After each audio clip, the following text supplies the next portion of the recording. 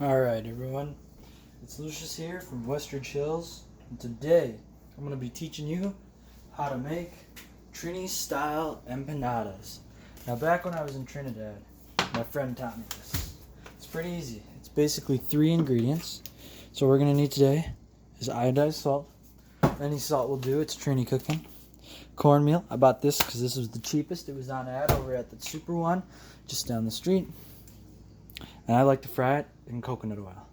The reason I choose coconut oil is because it is also very cheap. Right. You're going to need a bowl and then a plate. So right now I have my 2 pans on the stove burning. Well, not burning, but they're on so that we can start frying. Alright, so now the dough is very easy. You just get your cornmeal here.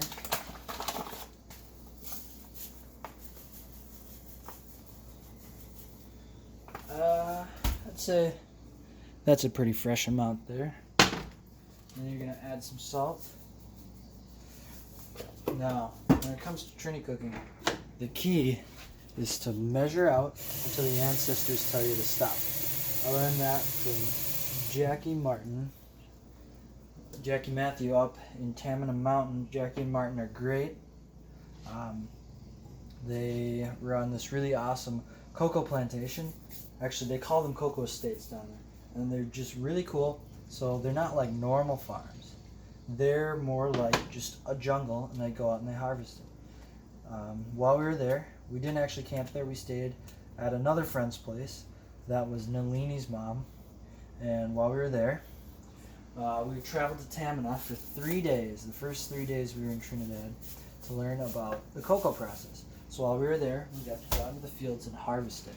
And the cool thing about harvesting cocoa is that they just go out and they have secateurs. And they take the secateurs and they just cut them off the tree. But you can't damage what's called the flower bed, which is where the cocoa grows out of the tree.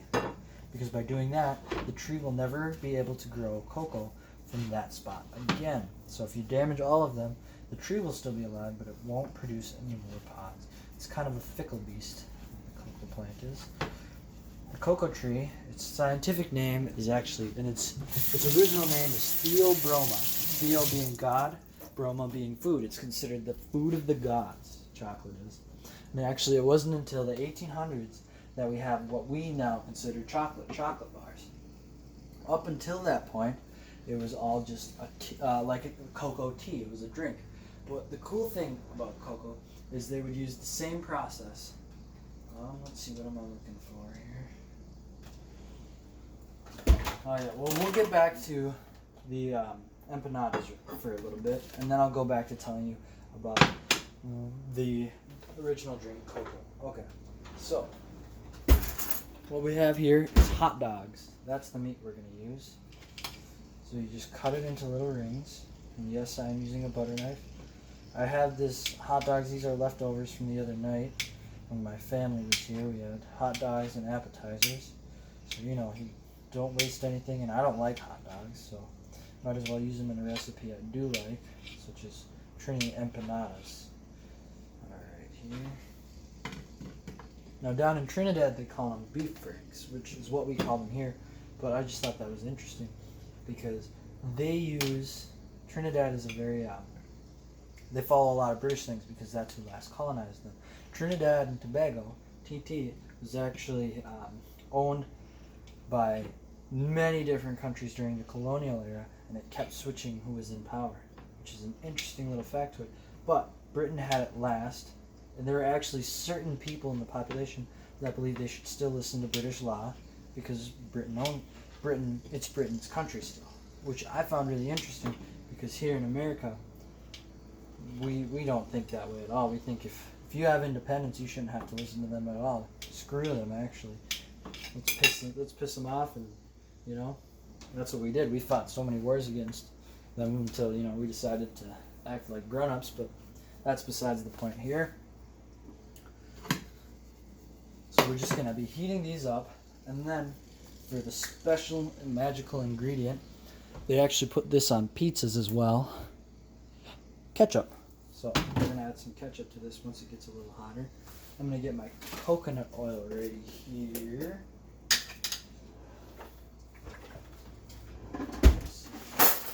Coconut oil. Gosh, that stuff is good. The reason I like it is it's cheap. Cheap as hell. I know coconut oil sounds like it would probably be expensive, but it's not. You can get it for 16 cents an ounce, whereas most other oils are over 20. Some are even almost 30, which I just think is wild. Alright. So then, what you're going to do is take your dough. So it's a little crumbly. Let's see here. Might need to work it a little more. Add some more water here.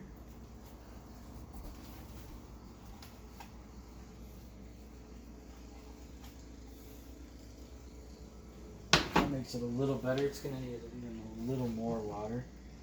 Now, I may have forgot to mention, I've never made this before. I only watched my friend Prince make it. So, you know, this will be fun.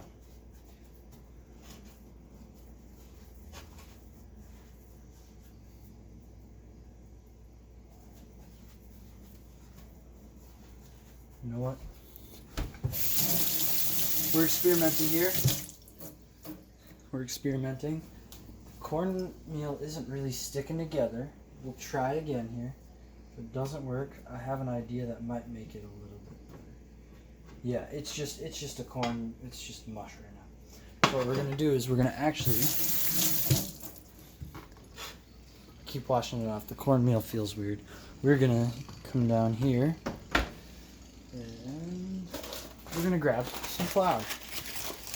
You might have done this, I don't remember. We're experimenting, remember? Flour generally is added to a lot of stuff to make them thicker and stickier. They use it a lot to make what's called a roux, which is where they add it to water. And then they cook it a little bit so that it boils down and it helps thicken up your sauces. That's about all I know about it. Flour's actually one of my favorite foods because of how versatile it is, and it does so many amazing things. The fact that you can just mix it with water and it makes dough that can be made into a multitude of things is really cool. Yeah, this is coming together a little better now. I think I might even need a little bit more. One thing I should mention is that when you're cooking cream, you always use your hands to mix everything. You gotta be part of the food, you know. You gotta feel the food. When we were one time when we were in Trinidad, we had a Trini. He was cooking for us, and one of the other students said, "Oh, did you wash your hands?" And he said, "What is there to wash off?" So they're not huge on food safety down there, but they are huge on food tasty, which I can get behind that. I'd rather have my food taste good than be totally clean. Kind of like carrots. I think most of the flavor is actually dirt. So I don't buy baby carrots unless they're on a super sale. I'm going to throw them in the microwave with some honey and butter, because otherwise it's no flavor. I mean, I throw them in the microwave with honey and butter, so they're vehicles for the honey and the butter. I could not care less about them. Alright, yeah, it's definitely working a lot better now. Gonna get that off of my hands. I am being very wasteful here. Maybe if I wasn't experimenting, I wouldn't have to wet my hands so many times. Alright, so the hot dogs are getting warm. Secret ingredient, ketchup. Like I mentioned before, they put ketchup and mustard on their pizzas down there. It's kind of like, if you don't put it on there, you're weird. Whereas in the U.S., if you did that, you'd probably get shot. Especially if you're in like New York or Chicago, where they're violent cities that really like their pizza, you would be dead. So just gonna heat that up there. Our meat is done. Let's see here. We could even use a little more flour. It's still not quite the consistency I want. Alright, so we'll get back to the chocolate stuff. So we went down there to learn about chocolate. And I was telling you, what was I saying? was talking about the ancient cocoa drink. So the ancient cocoa drink, they would take it, and so they would take the beans, they would get the pods, they'd throw them up in the air and spin them around and hack them with a machete just a little bit so that they could cut through the cocoa pod, which is kind of like a pumpkin. All right, so here what I'm doing is I'm patting out my dough. The flour really helped thicken it up. It's actually a dough now. All right, and so they crack them open. Then what they used to do is they would just leave them on a pile of banana leaves underneath the tree, and they would let them sit for a few days and ferment. And then once the ferment is done, they will take the beans, they dry them in a drying shed, and then they have cocoa dancers. What the cocoa dancers do is they polish. They do what's called polishing the cocoa beans. And so the polishing of the cocoa beans, they lay them out on this big table, in the drying table, and then they have cocoa dancers, and the cocoa dancers just dance through the beans, kicking them around, knocking off all of the dried fruit. Because the cocoa, the way they ferment is the beans are actually the seed, and they're surrounded by a pulp. It's almost like I don't know if you've ever had lychee, but it's kind of like that. It's like a milky, kind of slimy, fruit thing. And I'm gonna add just some pepper. I had some salt in there, and so when they ferment, that ferments, and that's what actually fermentation process is really cool. So if you've ever heard the 10 to 15% of chocolate is bugs, yeah, that's true. Because how they do it is, once they crack open the pods, they lay them on the ground on a piece of plywood for 24 hours. 24 hours just on the ground out in the air. And the reason they do this is so that the bugs can get to them. Because the bugs actually deposit the yeast. So when they the fruit flies, they go on there, and it's just a big fruit fly orgy. And they go and they have the yeast lives on the fruit flies actually, and when they land on it, it deposits and the yeast ferments it, and then when the yeast ferments it, it creates an alcohol, and then the alcohol kills off all the yeast, and a bacteria grows to eat the alcohol, and it turns the alcohol into an acid, and that acid is then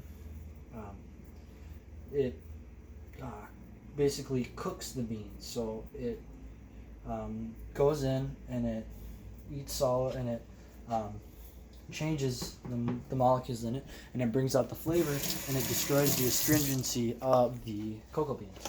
So it makes them a lot tastier. It brings out all the flavors. It also gets rid of the bitterness that is in raw cocoa beans.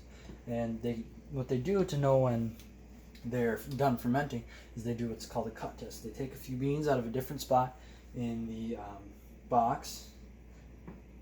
All right, this is done. This is going to be a little bit hairy because I probably could use some more flour. It's still not really the consistency I wanted for my dough, but it'll have to work for now.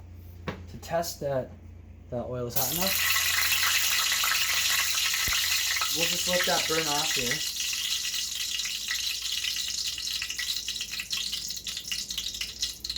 Okay, we're good.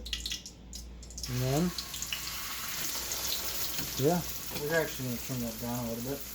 And so they do the cut test, and they cut them in half, and they check for wrinkles. The more wrinkles, the better, because that means that the acid is eating its way through the beans. So what we're going to do now here is we're going to take our oil spoon. We're just going to kind of baste it a little to get the top cooked a little more so that it's solid when I'm ready to flip it. Now, in Trinidad, Prince's looked a lot nicer than mine. Mine is just a pile of corn mash. I did not make a very good dough. Like I said, I'm experimenting here. But it's still going to taste good. I mean, how can you mess this up? It's hot dogs, ketchup, and corn. So anyway, I was telling you about cut test. So then, it's usually about 9 days. They take it out and they dry it on the drying table, again, just outside in the jungle. And after that, they're dry, they sell it. And that's what we learned while we were down there about how chocolate is produced. And then it comes to America or wherever. Almost all of the chocolate produced in the world is actually bought by one country, Belgium. Belgian chocolate. That's where they first invented melanging. So melanging is the process that we use to make chocolate butter. So what that is it's like a big cylindrical machine, and it's got a granite bottom and granite roller wheels. And so the granite roller wheels sit on it, and you put your chocolate in, and the bin spins around, and what it does is, just like nut butters, it crushes the beans, and then the heat from it actually causes the oils to come out of suspension, and then it makes a mixture of the cocoa solids and the butter. Then you add your sugar. If you want milk chocolate, you add powdered milk, because chocolate is non-polar. It is it's fatty because it's the cocoa butter that's making the chocolate. And that's actually what white chocolate is. They say white chocolate isn't chocolate, and that's true because chocolate is a definition by the FDA. So I believe it's a 30% milk chocolate has to contain 60% sugar. So that's a lot of sugar. It's almost all sugar. No, milk chocolate has to. It doesn't have to be a certain percent milk chocolate. So that's why they say that it's not. It's actually made from cocoa, from the cocoa plant, but it's just the cocoa butter. None of the cocoa solids, which is why it doesn't taste like chocolate. So this process was what the ancient peoples used. And my friend Prince, who taught me how to make these empanadas, was telling me how his grandma used to make cocoa for teas. And she would take the beans and she would grind them, take out the shells, and then she would take a rock, and it's kind of like a grinding stone, and they would grind it and roll over the cocoa, just like the melanger. And over time, it would do the same thing. Now this was a lot grainier because they wouldn't leave it on they wouldn't do it forever. So it was just to melt it and make it into a formable solid, so that they can make, and they shape them actually like cocoa pods, so that they can make the shaving thing for tea. And so then they just mix it in, and that's where hot cocoa originates from. I had some down there. They generally don't add any sugar. It is 100% cocoa, so it's a little different than the stuff we have here. I don't like it. It's very astringent. It dries your mouth up. I do like cocoa tea, however, so that's a lot better in my opinion. It's a lot more manageable, the flavor is.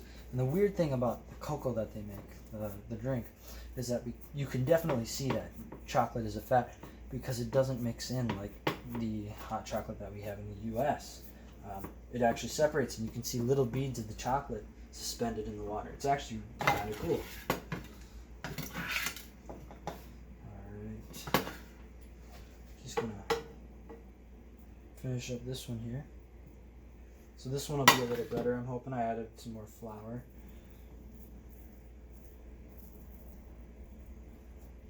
Yeah, that's much better. So it needs a lot more flour is the gist.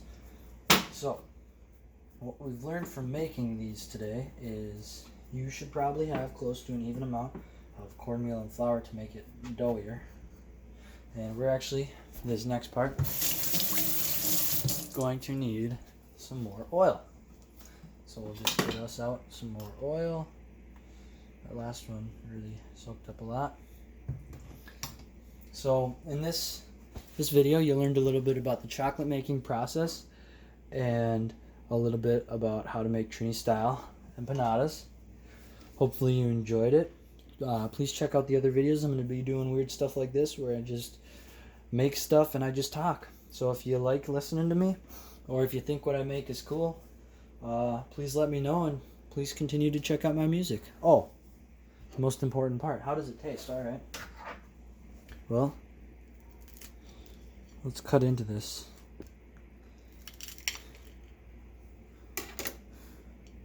That's what it looks like. I mean, it's ketchup hot dogs and cornmeal. It's like having a hot dog and your cornbread mixed into one. I might have to ask Prince for the actual recipe because his were a lot better. But I would definitely make this again. Alright. Thanks for watching.